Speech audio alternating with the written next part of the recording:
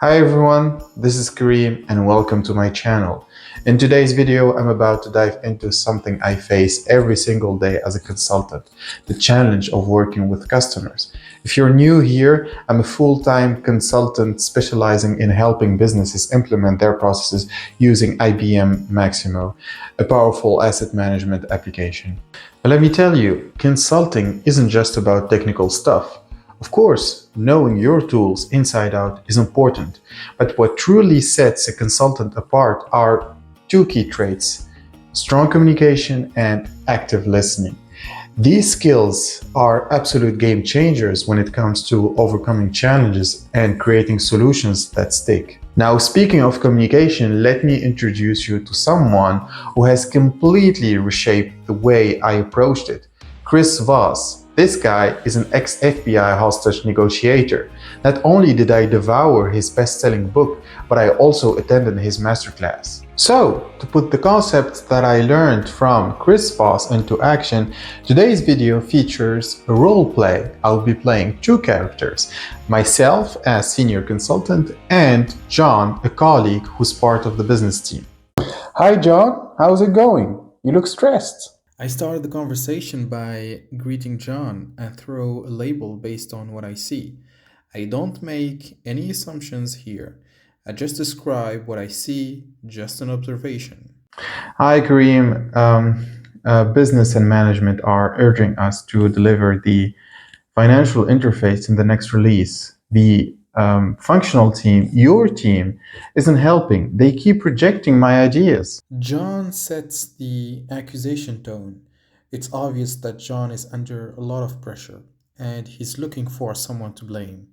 They are rejecting your ideas? I reply with mirroring his last sentence, which would give him the chance to either rectify or insist. The accusation is pointed at my team and myself. He thinks I'm behind this mess. Exactly. I've proposed alternatives and nothing seems to satisfy them. It sounds like you are caught in between. I use here a tactic called labeling. I make an observation about himself being in this situation. I'm not accusing his ideas. I try to be empathetic to diffuse the tension. He obviously thinks I'm the problem. Taking a defensive posture would sabotage the project and ruin the relationship. That's right. That's why I came to you to help me find a solution. What's driving the business team's desire to implement the interface? This is called calibrated questions or what question. This technique aims to provide information while leaving the personal motive behind. I could have asked, why do you want this interface? This is asking for reasons, and it sounds like I'm calling my colleague stupid or dumb for making that kind of request. They are reluctant to move away from the Lego application, the current application. They've been using it for 10 years so far. It's not easy to switch to another system overnight. Here, John starts to trust me. He doesn't feel in danger and decides to share with me sensible insights about his superior. And how's that reluctance affected the project? I reply with another calibrated question, but this time I use how to dig even deeper and extract the Black Swan information. Well, it's slowing everything down. Although we extended support on the Lego application, the product has been acquired by a new company.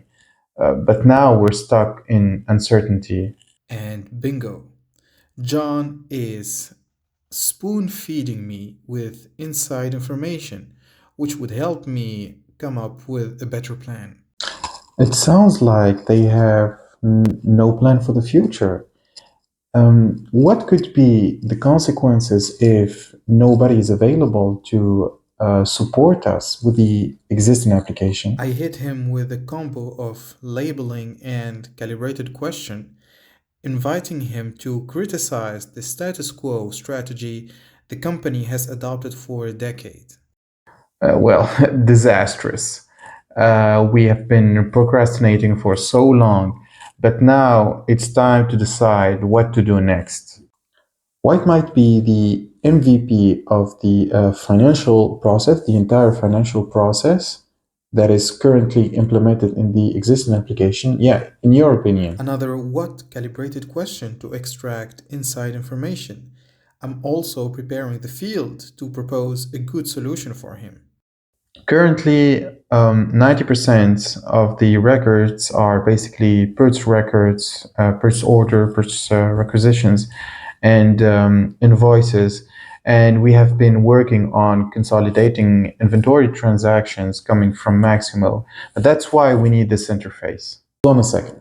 You're telling me that business is using the existing current application to process purchase orders and invoices which are generated from inventory transactions and work order from Maximo. Is that right? Yes, that's right. And we want to implement budgets too. Budgets? Yes, so far we've been doing that on spreadsheets. And you know how time consuming and unnecessary task to maintain these files. I make sure that these are shared across the organization. We have a lot of faulty formulas, so it's a huge mess. But we need budgets. We need to know exactly how much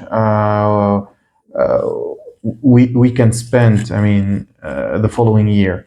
Would it be crazy to suggest Maximo as the alternative to handle everything you need, like budgeting, billing, and purchasing? Would it be crazy?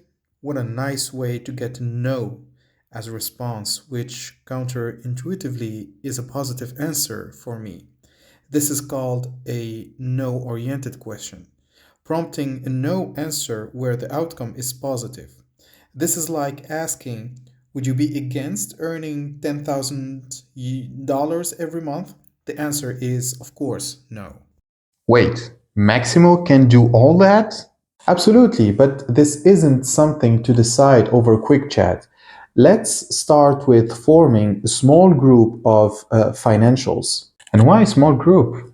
We can invite them all. We don't need lots of people and we don't need experts neither. We need early adopters who can help their peers embrace the change. Would you be against this approach? Another no oriented question here after explaining my opinion. The purpose here of the no oriented question is to put John in a place where he feels safe and in a place where he could trust me and trust my call. So inviting him to say no, it's actually protecting his opinion. So no, but at the end the outcome is positive for me. No, absolutely not. It sounds like solid plan. We will build momentum and get the buy-in we need.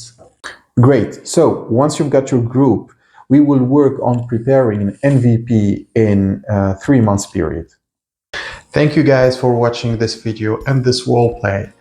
While fictional, it reflects the reality of millions of professionals out there balancing technical skills, communication, and the complex dynamics of team interaction. Thank you and see you next time.